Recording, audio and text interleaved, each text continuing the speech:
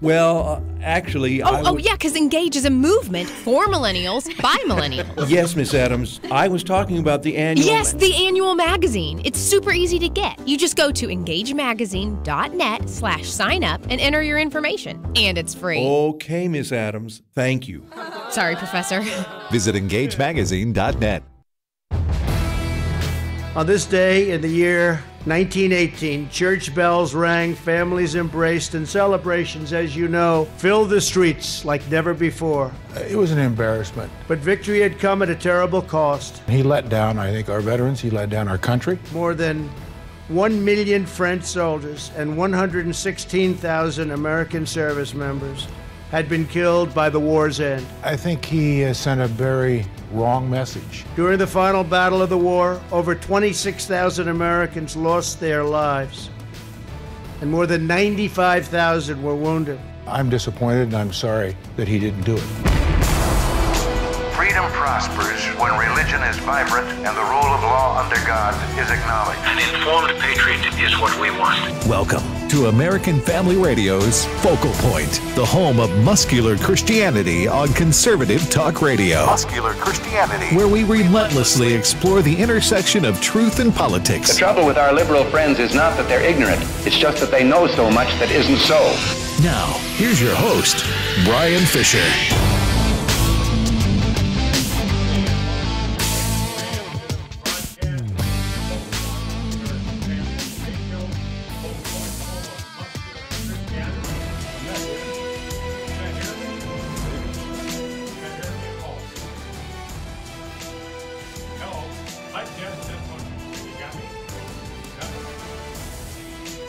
Try plugging your thing.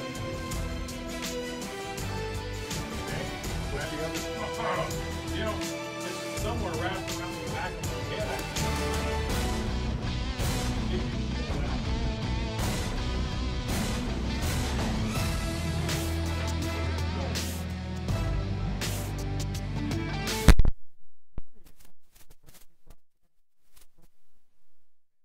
Brian Fisher is my name.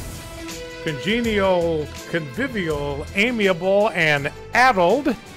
As always. Had a little bit of difficulty there, ladies and gentlemen. Technical problems getting hooked up. My fault. Had to unravel my microphone, and I forgot to plug in one half of it. You got plug one in that enables you to hear what you're saying, what the broadcast is. The other one to broadcast, so people can actually hear me talking. That one I didn't have plugged in. And that's Jeff, a pretty key part of radio, I think. Well, yeah, I guess if you want people to listen to the radio, somebody's got to be talking on it. Yeah. So, and that's supposed to be me. All right, anyway, we are back with you. Again, the program Focal Point is the home of muscular Christianity, take no prisoners Christianity on conservative talk radio. We are after the enemy of our souls to resist him, to cause him to flee, and to set people under bondage to him, to set them free. Brian Fisher is my name, and the program again is Focal Point, home of muscular Christianity. We are glad you are in the house. Fastest 60 minutes in American media. So let's jump right into what we have for you. There we go. Fastest 60 minutes in American media, the Roadrunner. And want to turn our attention to the last chapter in the book of Jeremiah. Jeremiah chapter 52 records the fall of Jerusalem. It's Jeremiah's record of the complete and absolute and total destruction of the city of Jerusalem in 586 BC. This was, of course, a catastrophic event. It was one of the markers in Jewish history, similar to some of the, to our Civil War. It would mark their calendar like the Civil War marks our calendar, like D-Day marks our calendar. That was a event of this kind of magnitude because the city was left deserted and uninhabited. We are told that the Babylonians, when they left town, they took with them all the smart people, all of the brilliant people, all of the political leaders, all of the religious leaders, the spiritual leaders. And so the only people that were left were people who were doing manual labor like tending to the vines and to the orchards. That was all that was left behind in the city of Jerusalem. So the nation of Judah was left stripped of all of its talent. Nothing but the lower classes were left behind in the city of Jerusalem. So this was a catastrophe of almost unimaginable proportions. Everybody in their leadership carted off to Babylon 900 miles away, and there they stayed until Cyrus came along in 539 BC. We've talked a little bit about him. He's the one that defeated Babylon, set the people of Judah free, gave them resources to come back to the promised land and to rebuild the temple. Well, let's catch some of the highlights. In the end of chapter 51, we see that Jeremiah had written down a story of the destruction of Babylon. We're told in verse 61, he spoke to Sariah, who was the chief priest. Well, again, the spiritual leaders were taken from Babylon. He said, when you come to Babylon, see that you read all these words and say, O Lord, you have said concerning this place that you will cut it off, so that nothing shall dwell in it, neither man nor beast, and it shall be desolate forever. Now, Jeremiah had written these words before the fall of Jerusalem, before the deportation of all of the residents of Jerusalem. And so it was a reminder to the leaders as they heard these words read in Babylon that God had tried to warn them about this. God had tried to reach out one last time to stop them. Here's the last message from Jeremiah, begging them to reconsider the course they were on, begging them to reconsider their forsaking of God, begging them to return to a life of faith and obedience, and they would not do it, and the destruction happened. And so then Jeremiah says to Sariah, once you've read all these words from this book in the hearing of the leaders of Judah in captivity, I want you to tie a stone to this book and cast it into the middle of the Euphrates and say, thus shall Babylon sink to rise no more because of the disaster that I am bringing upon her, and they shall become exhausted. So the last word is, let's take these words of the destruction of Jerusalem and their deportation to Babylon, and then throw this in the Euphrates River, let it sink to the bottom, and it will be a symbol that the day is going to come when Babylon will be defeated. Babylon will be destroyed. They will be replaced by Cyrus the king, and you just have to wait. God says there's a disaster that I am bringing, but I'm not going to tell you how long it's going to take until that disaster comes. It turns out from 586 to 539, whatever that is, that's 47 years before relief came. Now, in the meantime, Jeremiah explains in chapters 52, verses 2 and 3, that Zedekiah had done evil in the sight of the Lord. And then this next phrase, very interesting, things came to the point where God had to cast them out of his presence. Now, the lesson here is very simple. Things came to the point where God simply had no choice but to cast them out of his presence, to cut off all relationship with them. They had no contact with God. They lost the relationship they once had with God. They had strayed so far from God, had abandoned him, turned their backs on him, and because of that, they'd gotten so far away from God that they had completely lost contact with him. They had no relationship with him. They didn't listen to him. They didn't talk to him. There was simply no relationship whatsoever between them and God. So it says that things came to the point. Now that tells us, number one, that God is patient. Things had to get really bad before they came to this point. So God is a patient God. He is an enormously patient God, but we must never forget that God's patience has limits. And it's always a mistake for us to test the limits of God's patience. Judah did, and it did not work out. Armies of Babylon came. They laid siege to the city of Jerusalem for about 2 years before the city fell. Then in verse 7, we read that they ran out of food in the city because of the siege, and the men of war fled along with the king. Zedekiah, captain of the ship, He wasn't going to go down with the ship. He was going to leave in the middle of the night and flee for safety and leave the people to fend for themselves. Well, the army of Babylon caught up to them as they were fleeing from Jerusalem. They brought them before Nebuchadnezzar, and the king of Babylon slaughtered the sons of Zedekiah before his eyes. Then he put out the eyes of Zedekiah. Then he bound him, he put him in prison until the day of his death. So the army of Babylon brings these people to the presence of Nebuchadnezzar, and while Zedekiah watches, he slaughters his own sons, slaughters Zedekiah's sons in cold blood, and then he put out his eyes, so that the last thing that Zedekiah saw was the slaughter of his own sons. He had to live with that image until the day he died.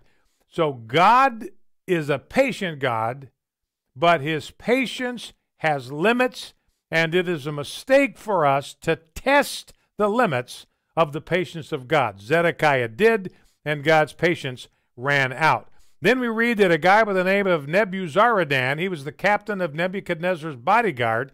He came into the city of Jerusalem. He burned the house of the Lord. He burned all the houses of Jerusalem. That represented God's judgment on Jerusalem. All of their houses were burnt to the ground. You know, I could not help but thinking about what's going on in California. The number of houses that are being turned to powder, turned to ash, burned to the ground. City of Paradise, California, city of 27 to 30,000 people, it's gone. Completely burned to the ground. Thousands and thousands of homes have been burned. Hundreds of businesses have been burned to the ground. Now, it's hard not to think that maybe this represents some of God's judgment on the state of California for the leadership they have chosen, for the leadership that they have followed, for the values that they have embraced. Remember, God's in charge of everything, and fire was what he used to judge the city of Jerusalem. Perhaps God is doing the same in our day. Now, all the houses in Jerusalem were burned. That means there were people that were living there that I believe were most likely good people. There were probably a number of them that were following God. But it turns out they were impacted by the decisions and by the leadership of their politicians and their spiritual leaders. That's why we must choose them carefully, because we and our families may have to live with the consequences and suffer for the evil that they do. God's judgment may come upon us through the godless decisions of our spiritual and political leaders. All right, well, let's go ahead and go to prayer. The end of the book of Jeremiah, the king of Babylon graciously freed Jehoiachin. He was the next in line to be the king of Judah, freed him from prison, brought him out of prison, spoke kindly to him, gave him a seat above the seats of the kings who were with him, the kings in the surrounding area that had been carted off into captivity, put off his prison garments. He dined regularly at the king's table and had an allowance according to his daily needs until the day of his death. And I want to suggest to you that this is a parable of what God wants to do in your life and what God wants to do in my life. When we are in spiritual bondage, we are in spiritual prison, we are in spiritual darkness. And if you've been there, maybe you are there right now. You know what that's like. And what God offers to do, if you turn in faith to Jesus Christ, he offers to bring you out of the prison house of your own sin. He offers to speak kindly to you.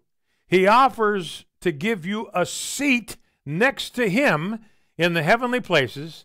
He offers to take off your soiled prison garments and put on the garments of a king, allow you to dine regularly in his presence and meet every daily need until the day you die. Don't put off the decision to turn your life over to him one day longer. Well, let's go to the Lord in prayer. Sovereign Lord, we are sobered as we read this account of the fall of Jerusalem. This happened to the people you had chosen for yourself, your treasured possession, a kingdom of priests and a holy nation. We see in this that your judgment will fall even upon a nation that is close to your heart. If its people persist in doing things that are evil in your eyes, your anger fell upon them, and you thrust them from your presence. I tremble, Lord, when I think of my own city and my own nation, and how in so many ways we have turned away from you and turned our backs on you. We beg you to come, turn our hearts as a people back to you, that we may receive blessing and not judgment from your throne. In Jesus' name, amen. The plans of the diligent lead surely to abundance. My name is Abraham Hamilton III, and this is the Hamilton Minute. The unemployment rate held at a 49-year low, while wages increased 3.1%. That is the fastest wages rate increase in nearly a decade. In the face of our currently booming economy, a remaining complaint has been the lagging wage rates. Though the economy roared, wages remained stagnant. Well, that last objection has just been shredded, since the Wall Street Journal is reporting wages have now increased 3.1%. Rising tides lift all ships. Thankfully, wages are now part of that rising tide. On the financial front, it kind of feels like it's morning in America again. Listen each weekday from 5 to 6 p.m. Central for the Hamilton Corner with Abraham Hamilton III, Public Policy Analyst for the American Family Association.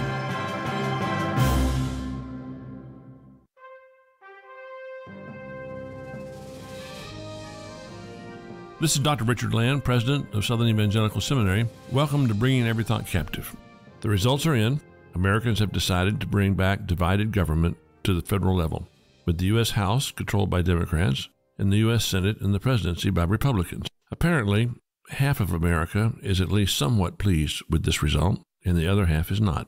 Partisan rhetoric and vitriol continue unabated. So what should we do as Christians? First, we need to remember our heritage, not just as Americans, but as Christians. In Ephesians 2:13-18, the Apostle Paul told us that out of Jew and Greek, God created one new man, and that the church was to reconcile both. There are two words in Greek for new. One, neos, means new merely in a point in time, like a new screwdriver, just like the millions of screwdrivers that were produced before it.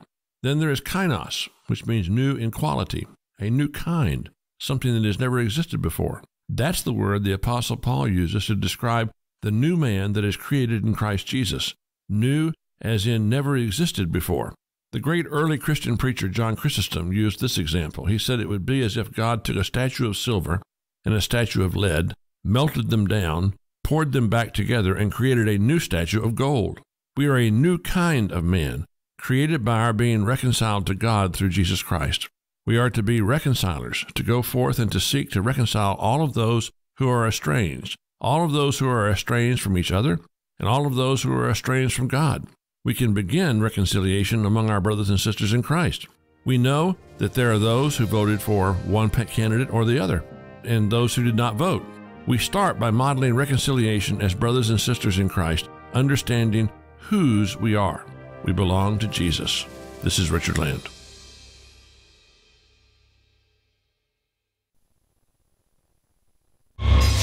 This is Focal Point with Brian Fisher on American Family Radio. Hi, and welcome back to Focal Point on American Family Radio. You are listening to the fastest 60 minutes in American media.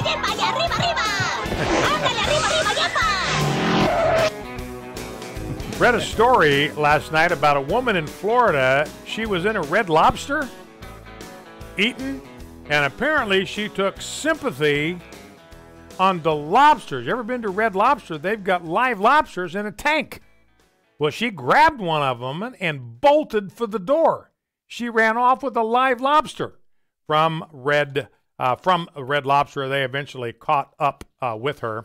Las Cruces, New Mexico, they unofficially set the world record for the largest serving of nachos. By the way, have you gone to my Instagram page? No, I didn't know you even had an Instagram page. Yeah, it'd be good to visit there. I've got a little a lesson on marital happiness there. Okay. That's connected to nachos, interestingly. Well, now you enough. have everybody curious. You're probably going to get a lot of people going to your Instagram. Well, I encourage them to go. Yeah, You might like what you see there. It was just a fun deal. And when you go there, I want to assure you that Debbie laughed at it too. So just in case you don't want to get the wrong idea.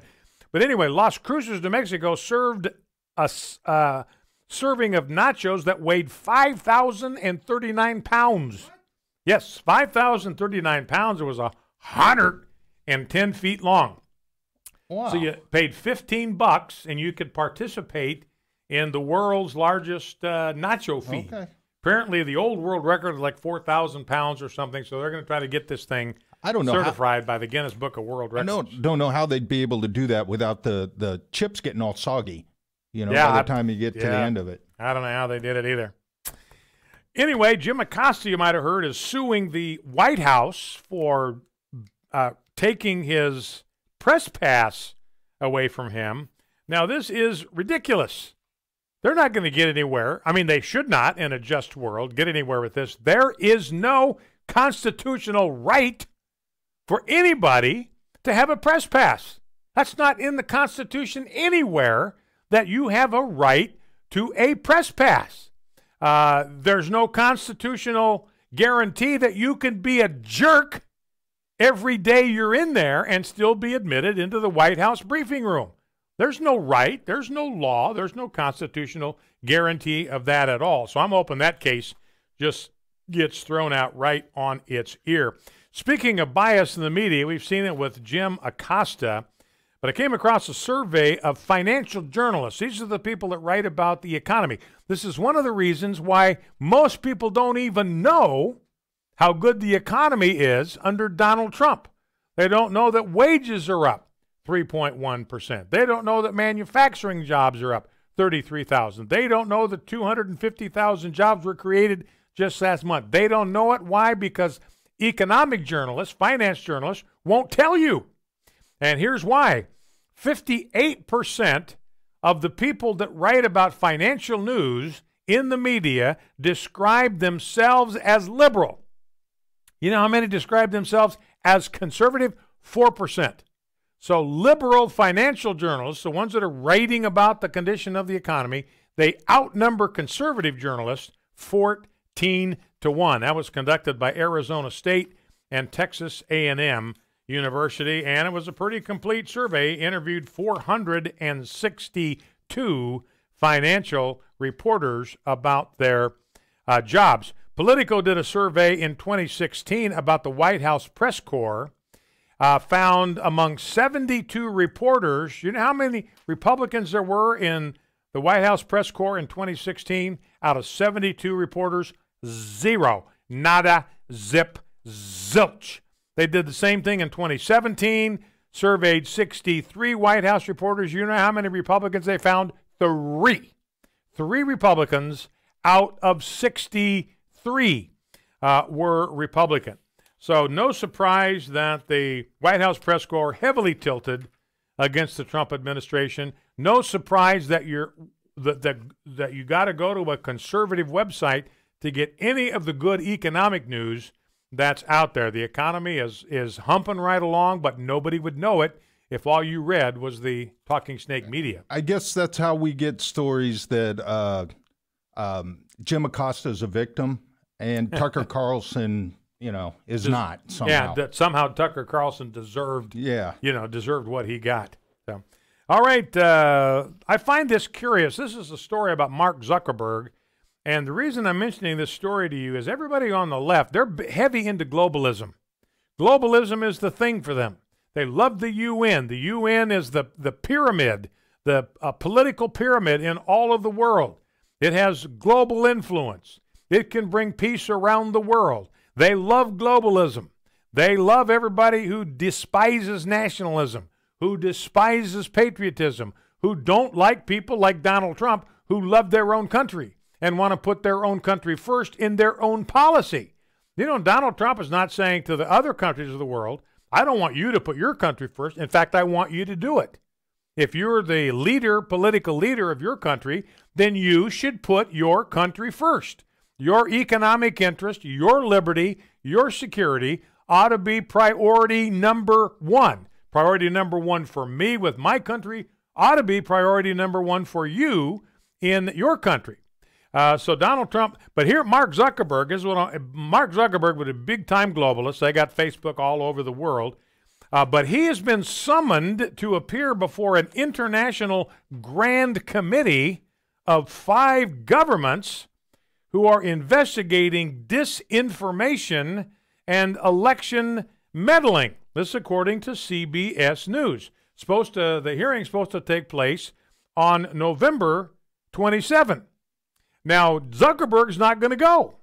And if he doesn't go, they're going to issue a subpoena for him to show up at this thing in Canada. A subpoena to appear before Canadian Parliament.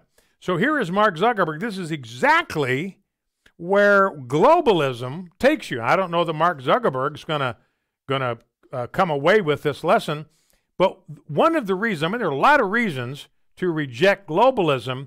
One of the reasons is that if you embrace globalism, the time is going to come when people in other places in the world are going to be running our businesses. They're going to be telling us how to do our business. They're going to be telling us how to conduct our politics, how to conduct our public affairs. They will be exercising sovereignty over our own people. And Mark Zuckerberg just got a taste of that. These 5 nations, it's the UK, it's Canada. Who are the other countries that are in this deal? Ireland, Australia, and Argentina. So Argentina wants to tell a guy in Silicon Valley what he is allowed to and not to do with his own company. And Zuckerberg says, I'm going to have no part of that. He doesn't like globalism. Notice what this means. He doesn't like globalism any more than Donald Trump likes globalism. Mark Zuckerberg, when he's faced with it, when he runs headlong into it, he rejects globalism just as much as Donald Trump does. So the people who embrace globalism, they really have no idea what they're asking for. And when they find out what they're asking for, like Mark Zuckerberg just did, they don't want to have a single solitary thing to do with it. And who can blame them? Speaking of media bias, we go to Google and you put a search in for the National Federation of Republican Women. What comes up on the Google search engine is the National Federation of Republican Enablers. So they have replaced the word Federation of Republican Women. They've replaced the word women with the word enablers. So that's Google.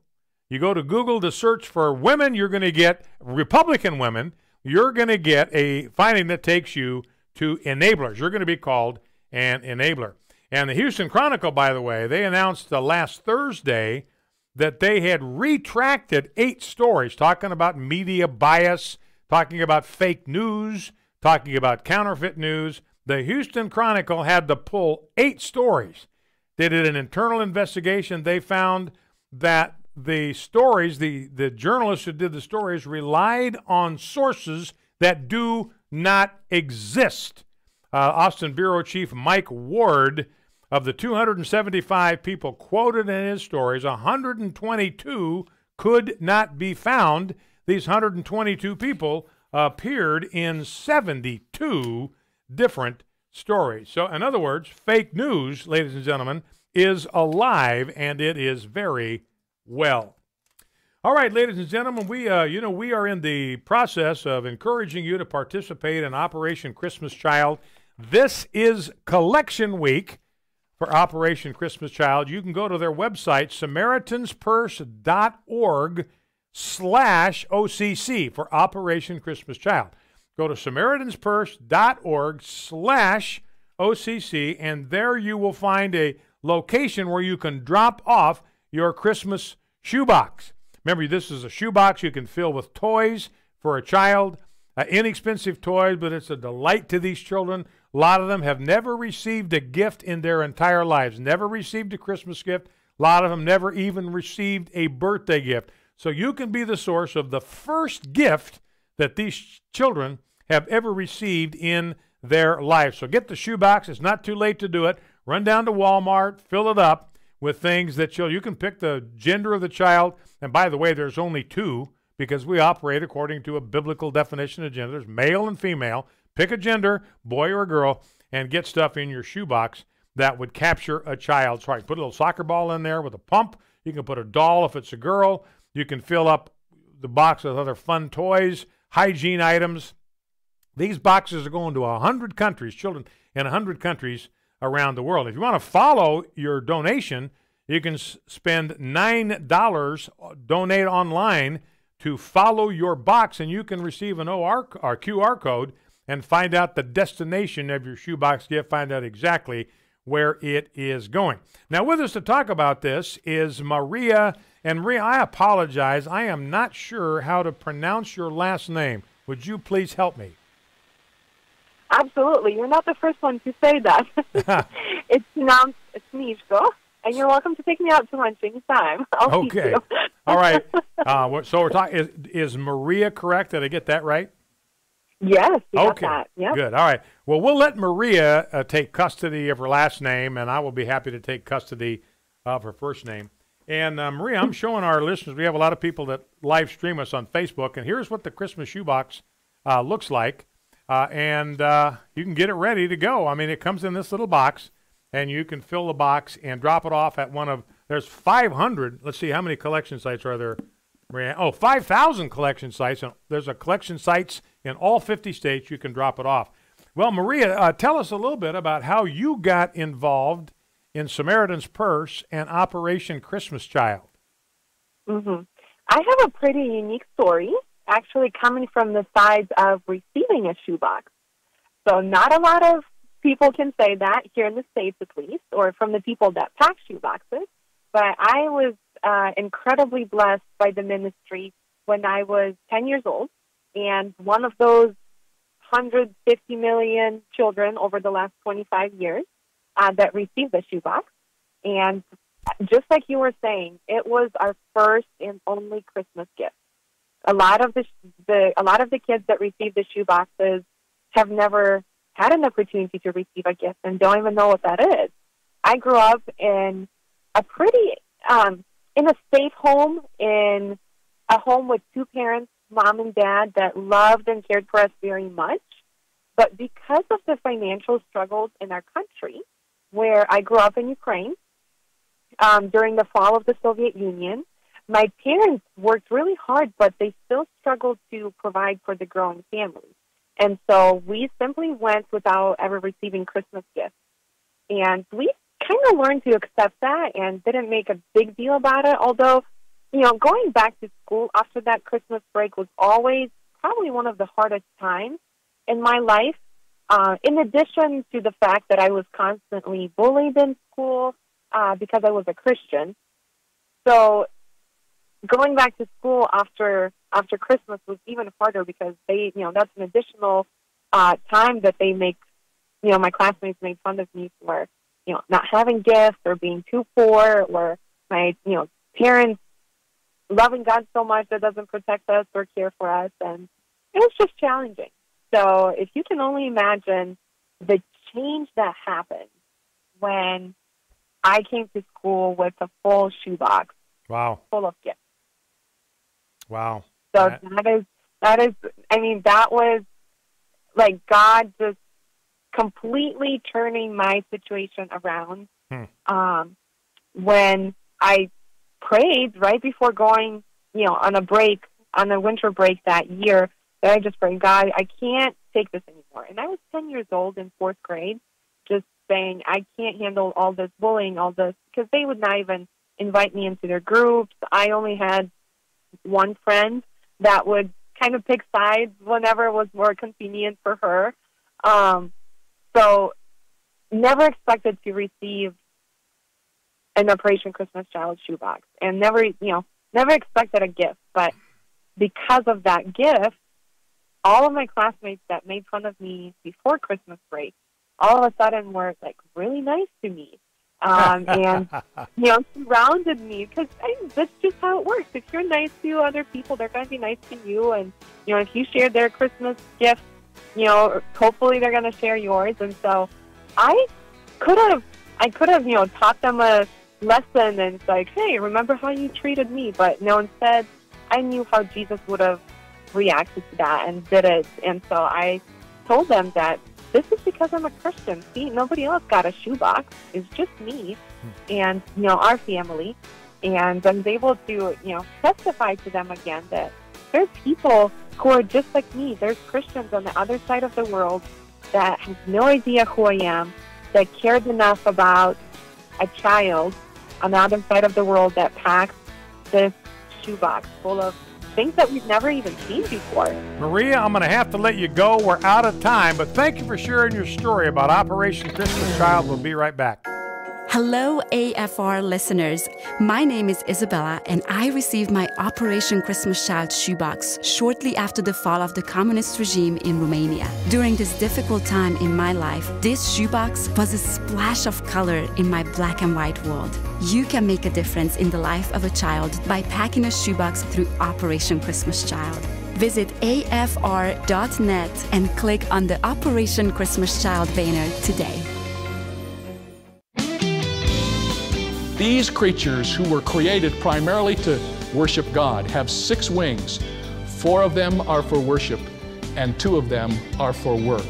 And someone has reminded us that in our day, we seem to have reversed the priority. Join Dr. David Jeremiah for his series Angels, What the Bible Reveals, next time on Turning Point. 5:30 a.m. and 7 p.m. Central on American Family Radio. Hello, everyone. I'm Tim Wildman, president of American Family Association and American Family Radio. You know, our tours each year fill up quickly.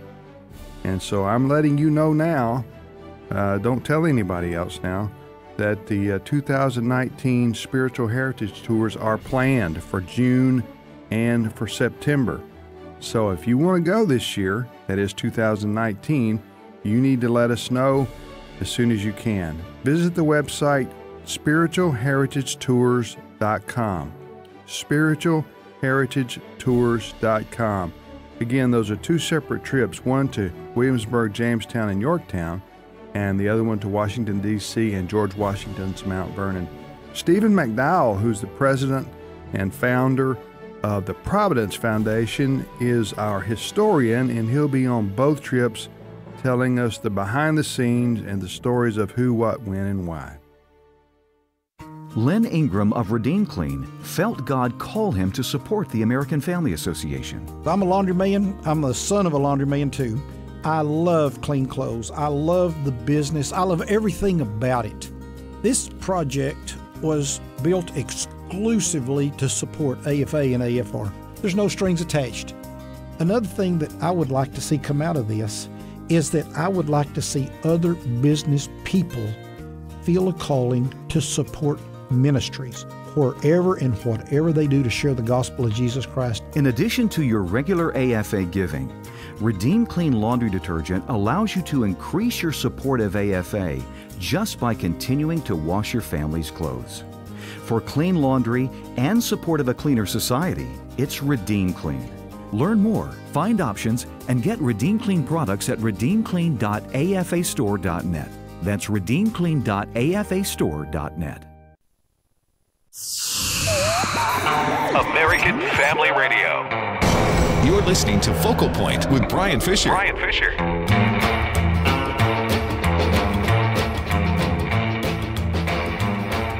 Howdy and welcome back to the last segment of the fastest 60 minutes in American media. Brian Fisher is my name. We're talking about globalism. Mark Zuckerberg running head on into the wood chipper that is globalism. You know, if you believe in globalism, then you believe that people in some other part of the world have a right to tell you how to do your business. And Mark Zuckerberg, big globalist until Canada and Argentina and the UK and Australia and somebody else, I forget, wanted to poke their nose into the business of Facebook. And he said, I ain't showing up. And they're planning to subpoena him, Canadian Parliament, to force him to come. So all of a sudden, globalism, when you actually experience it, ain't such a hot idea. So that's what Mark Zuckerberg is finding out. Now, speaking of nationalism, of course, the left is all gaga over France. This is a part of their globalism deal. They love France. They think France is the summum bonum.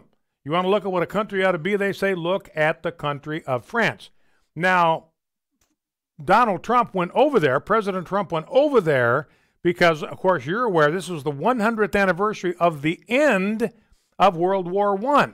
So we've got cemeteries over there in France that have 1,000, 2,500 tombs, burial places for American soldiers who lost their lives during World War I.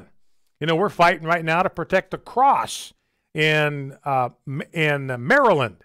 Forget the name of the cross. What was the name of that cross in Maryland? Not Brandenburg Cross. I forget what it was. But there's a cross there that's in honor of 49 men from that area in Maryland who lost their lives in World War I. It's the shape of a cross. And, of course, the anti-American, anti-Christian, the anti-Christ citizens want to take that thing down. They want it destroyed, wiped off the face of the map. So, but that was in connection with World War I.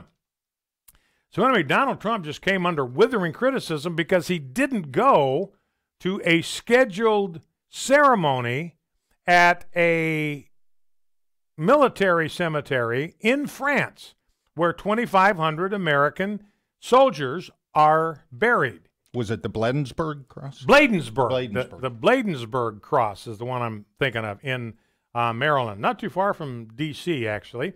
We talked about that, there's no constitutional issue at all. Zero, if we were using the Constitution left to us by the founders. If you used one that's mangled by the courts, could be all kind of problems with that cross. So anyway, Donald Trump was just widely blistered for this, severely condemned, even by some of his fellow Americans.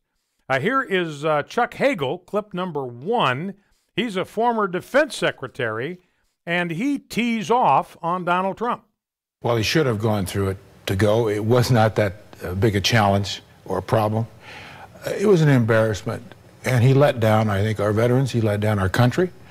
And I think he sent a very wrong message to the world. World War I was a horrific, terrible war that affected really everybody, and certainly affected us. And not to make a little bit of an effort to get to a very important ceremony was wrong. And I'm disappointed, and I'm sorry that he didn't do it. Now, what they're not telling you, remember, because of the bias of the media, we were just talking about how biased the financial media is. Well, the regular talking snake media is just as bad. I mean, 91% of the stories about Donald Trump over the past year have been critical, have been negative, have been condemnatory. So they're not going to tell you the whole story about why Donald Trump didn't get to that cemetery for that ceremony. The only way he had to get there was Marine One. That's a helicopter. It does not fly in the rain. It's not safe to fly it in the rain. So the Secret Service, now Donald Trump says, well, listen, I'll just drive. Why don't you just drive me out to the cemetery? And the Secret Service says, no, it is too risky. We got to veto that, Mr. President. Our charter is to keep you safe. We don't have control of the environment. We don't have our full motorcade here. We haven't been able to plan for any kind of a police escort. It's way too dangerous. We can't subject you to that risk. And so that's why Donald Trump didn't go. He didn't go because of the rain and the Secret Service. He didn't go because he doesn't care about veterans. So that's the kind of lies that the talking snake media, like they did here with Chuck Hagel, they just accept this lie and then they broadcast it and give it a voice. Now, let's go down to clip number 3 because I want you to hear part of this. And, Jeff, I may cut out of this just a little bit early. But this is Donald Trump the next day at a cemetery that he could get to. So I want you to listen to a little bit of what Donald Trump had to say on the 100th anniversary of the ending of World War I. And this, Chuck Hagel, listen to what President Trump said. This is the guy that you're condemning. This is the guy that you're criticizing. And yet I believe Donald Trump here shows the heart that he has for American soldiers, for the American military, and for what America contributed to the victory in World War I. On this day in the year 1918, church bells rang, families embraced, and celebrations, as you know, filled the streets like never before in towns throughout Europe and the United States. But victory had come at a terrible cost. Among the Allied forces, more than 1 million French soldiers and 116,000 American service members had been killed by the war's end. Millions more were wounded. Countless would come home bearing the lasting scars of trench warfare and the grisly horrors of chemical weapons. During the final battle of the war, over 26,000 Americans lost their lives, and more than 95,000 were wounded. It was the single deadliest battle in United States history. Think of that. 26,000 Americans lost their lives in a battle. Here on the revered grounds of Suren American Cemetery lie more than 1,500 U.S. service members who made the ultimate sacrifice in the First World War. Among those buried here are legendary Marines who fought in the Battle of Belleau Wood.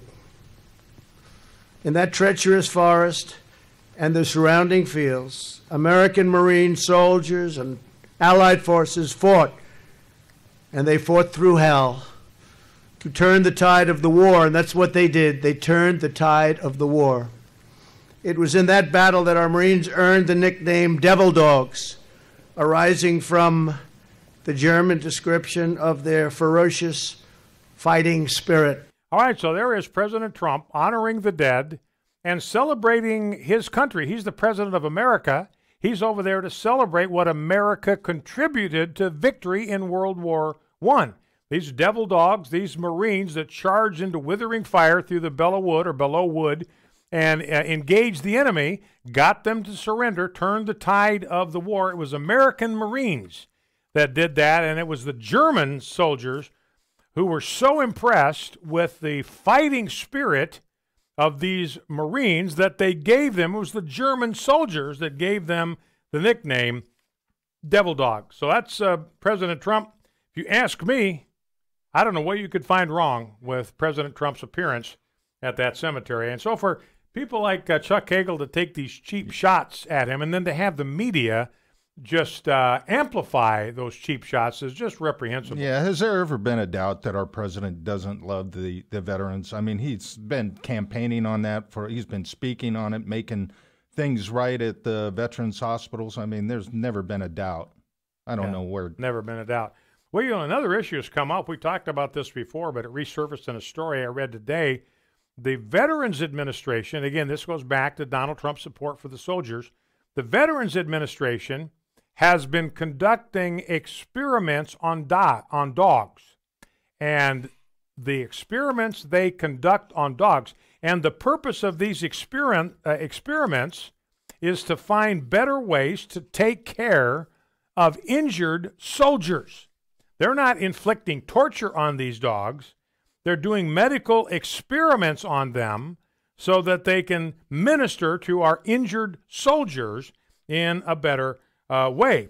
And if you look at the scriptures, you know, Genesis chapter 1, twice God says to men, to mankind, have dominion over the animals, over the beasts of the earth.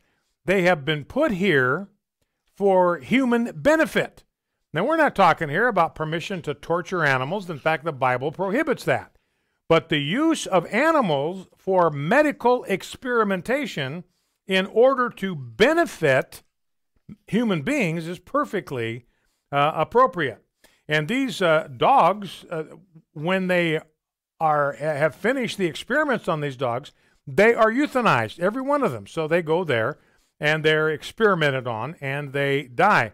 But one of the things to realize is that it was VA canine research that led to the development of the pacemaker in the 1950s, the cardiac pacemaker. That came from experiments that the VA did on dogs in order to help veterans who had heart conditions, and the use of ablation to treat cardiac arrhythmias. They discovered that and introduced that as a standard of care in the 1990s because of their experiments on these dogs. And, of course, you got people out there now, animals rights groups, that are complaining. And, again, it comes right down to the issue is what's more valuable in the moral scale of life. What's more valuable? Is the life of a veteran of greater value, of greater moral worth than the life of a canine? And the answer, according to Genesis 1, is absolutely yes. Human being is of eternal worth. It's of inestimable value. It's going to live forever. That human life, that's an eternal soul you're dealing with. Animals are not going to live forever. And it's only human beings that are made in the image of God, only human beings that have a spirit and can directly encounter God, can enter into a relationship with Him, and so forth. So absolutely, it is appropriate for human beings to do these experiments on animals. It's one of the reasons that God gave us dominion, so that we could use that dominion to help other human beings. The animals are here to serve us and not the other way around. So good for the Secretary of the VA, Robert Wilkie, for reauthorizing this kind of research. Good for him. Now, one thing we've been talking about over the last few days is that when the Democrats get control in January 3rd, the direction they're going to go, and we saw, man, they are going to be all over investigations and research and efforts to trip up Donald Trump at every turn. Here's what Gerald Nadler said in clip number 2, and in the course of this conversation, he made it clear that the first thing they're going to do on January 3rd is issue a subpoena to Matt Whitaker. This is a guy that has been appointed to be the temporary head of the AG's office, be the temporary interim AG, and he meets all the qualifications that are spelled out in the law. There are Democrats out there trying to make a constitutional issue out of it. There is no constitutional issue. He meets all the criteria to be able to serve as a temporary head of the AG's office. But that doesn't matter to the Democrats and Gerald Nadler. And I give this to you as an example of what we're going to run into over the next 2 years. The mindless, vitriolic hatred for Donald Trump is going to lead to a lot of mindless, hateful, vitriolic persecutions, prosecutions, and investigations. Clip 2. I don't think it is legal because there's no advice and consent. I don't think the Attorney General can be appointed without advice and consent of the Senate, without the consent of the Senate. But I'll go further. His appointment is simply part of an attack on the investigation by Robert Mueller, the special counsel. It's part of a pattern of interference by the president, a part of a pattern of obstruction of that, attempted obstruction of that investigation. You know, and I would just paraphrase Gerald Nadler's words. I would say, Mr. Nadler, your subpoena, your threatened subpoena, is simply a part of an attack on President Trump by the entire Democratic caucus. So that's what I would say in response to Gerald Nadler.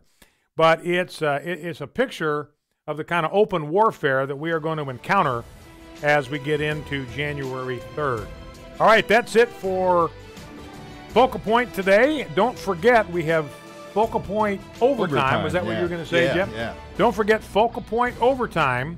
I'll be with you at about 2:05. I get in there as quickly as I can, turn on the camera, and we go. I'll have a chance to talk with you about other stories I simply did not have time to get to during the 1 hour that we had together today.